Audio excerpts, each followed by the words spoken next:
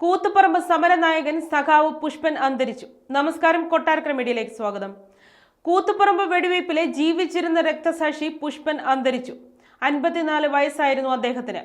Kozhikode baby memorial ആശുപത്രിയിൽ ഇന്ന് 3:30 കൂടിയായിരുന്നു അന്ത്യം. ഓഗസ്റ്റ് 2-ാം തീയതി വൈകിട്ടാണ് അതീവ ഗുരുതരാവസ്ഥയിൽ പുഷ്പനെ ആശുപത്രിയിൽ പ്രവേശിപ്പിച്ചത്. പിന്നീട് ഹൃദയാഘാതമുണ്ടായതിനെ തുടർന്ന് വെന്റിലേറ്ററിലേക്ക് മാറ്റിയെങ്കിലും ജീവൻ രക്ഷിക്കാനായില്ല. 1994 നവംബർ 25-നാണ് കേരളത്തെ നടുക്കിയ കൂത്തുപറമ്പ് വെടിവയ്പുണ്ടായത്. വെടിവയ്പിൽ 5 ഡിവൈഎഫ്ഐ പ്രവർത്തകർ മരിച്ചപ്പോൾ പുഷ്പൻ ശരീരം തളർന്ന് കിടപ്പിലായി. അന്നത്തെ സഹകരണ മന്ത്രിയായിരുന്ന MV രാഘവന് നേരെ ഡിവൈഎഫ്ഐ നടത്തിയ പ്രതിഷേധത്തിലേക്കാണ് പോലീസ് വെടിയുതിർത്തത്. സുഷുമ്നാ നാഡി തകർന്ന് 24-ാം വയസ്സിലാണ് പുഷ്പൻ കിടപ്പിലാകുന്നത്.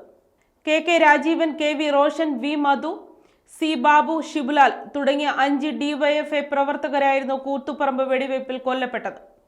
രാഷ്ട്രീയ എതിരാളികളുടെ ആക്രമണങ്ങൾക്കിരയായി ജീവിതം തകർന്നവർ ഏറെയുണ്ടെങ്കിലും ജീവിക്കുന്ന രക്തസാക്ഷി എന്ന വിശേഷണം പുഷ്പനോളം ചേരുന്നവർ CPM-ൽ വിരളമായിരുന്നു.